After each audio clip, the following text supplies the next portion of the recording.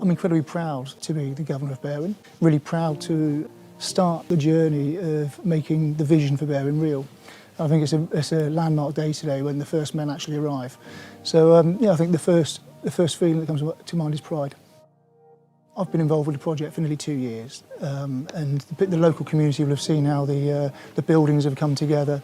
The buildings is one part. The other part of it is the people, and we've managed to recruit locally lots of people, everything from chefs to nurses to teachers to prison officers and to operational support grades. And I think the actually working with the people and developing the people that are going to run the prison has been hugely exciting. And the next thing is the men arrive this afternoon. I've had butterflies for the last few days.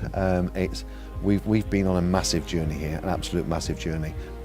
One of the things that's been outstanding for me is the new staff that we've recruited, particularly from North Wales, across the local area. What we've done differently here, we've recruited people on their values, not their competencies. So not on their ability to do something, but on what they actually believe in. And we've got 6 core values here. So we've recruited the staff on that. And it's been absolutely outstanding. The staff that we've had, the new officers that we've had, the first 60 officers that have come through their training so far, they ended up being sent to Pentonville after the escape of the 2 men working in that environment, and they went to Birmingham after the riots. So they've seen some real different things that a lot of experienced officers have already seen, but the feedback from those staff going out there has been phenomenal. What was good with working in other establishments, we could take the positives and the negatives from them establishments and implement them here and know what works and what doesn't, so that we've got a blank canvas on how we can go forward and rehabilitate the men differently to what other establishments are doing at the moment.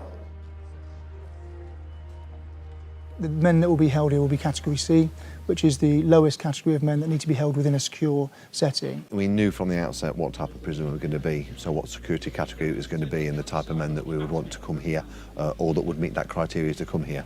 So what we did, we went through the database of all those people that are currently in custody and identified those that would meet our criteria. We identified 10 main prisons that would be the ones where the men would be coming from to come and join us. So we've been out to each of those establishments. We've done road shows there for a few days. For example, we may have gone into the gym during lunchtime.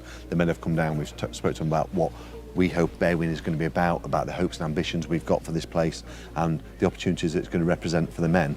So they got to see that, they got to hear that, and it was that point that the men could then say, yes, I'd like to come. We had quite a few maybes, I'd like to come, but I need to speak to the missus, I need to speak to the family and things like that. So what started off quite slowly has now escalated, and we've got over 600 men that have written to us and said, I would like to come to Berwyn, I have that opportunity to change my life. There is an extent of cherry picking, but the cherry picking along the lines of we couldn't open Berwyn if we hadn't got men that could come and work in the kitchen because we couldn't provide the meals. We need men who can support our other men come into custody. So for example, one of the roles that the men play in custody is that what we call a listener, and that's someone that's trained by the Samaritans to support men in custody that may be struggling with their time in custody.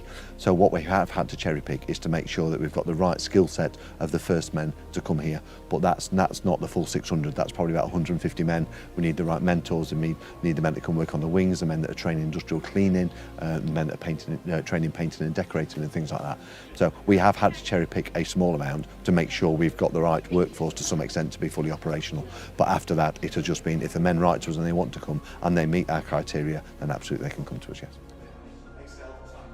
Any organisation has to have the maturity to be able to learn lessons as we're going along. Berwyn has got everything we know that works well, it's here at Berwyn.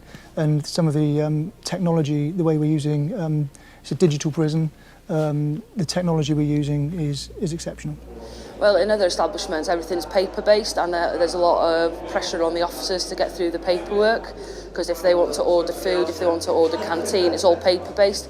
But with these laptops at the moment, it takes out the work for the officers, meaning that we can spend more time with the men, talk to them, rehabilitate them, and do purposeful activities with them, rather than being sat in an office doing paperwork. The principle of normality is something that came from the Mandela rules. Nelson Mandela, after spending a long time in custody, came up with a small number of rules, one of which is basically if you make the experience in custody as similar to the experience in the community, then the transition from one to the other will be more seamless. And I think that makes absolute sense. So it's important we use normal language that people hear in the community, rather than institutional language that people use in custody. And one of those is rooms rather than cells. That's just one of the many. Using preferred names is equally as important, because calling someone by a name they choose to be called by is actually the first step into showing respect. And if you show respect, it builds trust. And if you've got trust and respect, it reduces the chance of violence between the men and the people who have the chance to look after them. We're really fortunate with the quality of the buildings we've got for education, for vocational training and work. And we're going to be able to give every man that lives here the opportunity to be educated, either vocationally or numeracy, literacy and IT, or some offender behaviour programmes as well. So every person that lives here will be able to have a job during the day. And I think that's really, really important. So Novus Cambria is a company that's been created from Novus, who've got over 20 years experience in prison education, and Coleg Cambria, who have all the local experience that we needed to create a really fantastic offer here for the learners that'll come to Hmp Berwyn. And what we're trying to do is to create something different in prison education, to try and send learners out into the world, into society, having developed the skills that they need to lead sustainable lives in the future. We'll have over 24 classrooms delivering from art, personal social development, maths and English, but delivered in new innovative ways. We've got a digital agenda as well to make sure that learners are able to use the technology that they'll need to use to find jobs and to, gain employment when they get out. Some of the other things that we're doing is, for example, developing a workshop, a sustainability workshop, where we'll be keeping bees and teaching learners about the environment around them, about looking after each other, looking after animals, and then hopefully creating an ethos of us all in it together and one society.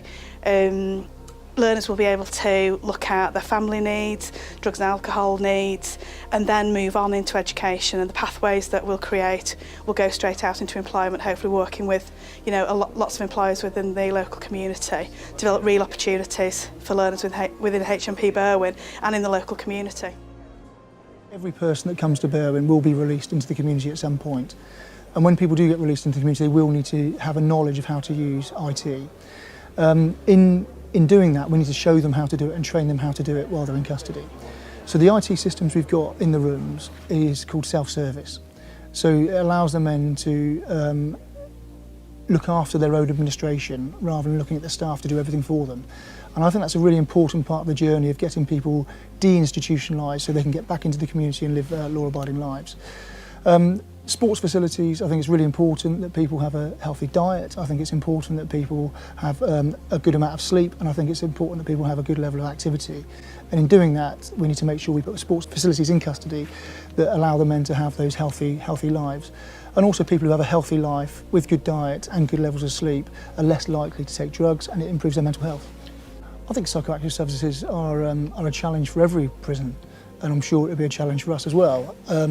What I'm sure about is I've tried my absolute best with my security team to make sure that every measure that we know has been put into place to make sure that it's not going to be a significant problem to us.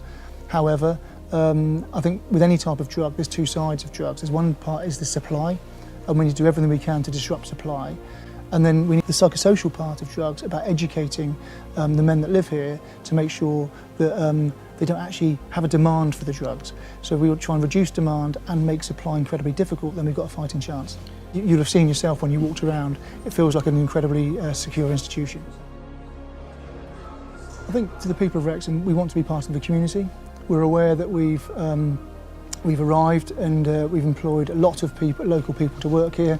We want to be involved in the local community, we want to reach out, and we want people to come and see what we're doing here. So eventually the people aren't nervous about us, but they're actually proud of what we're doing here.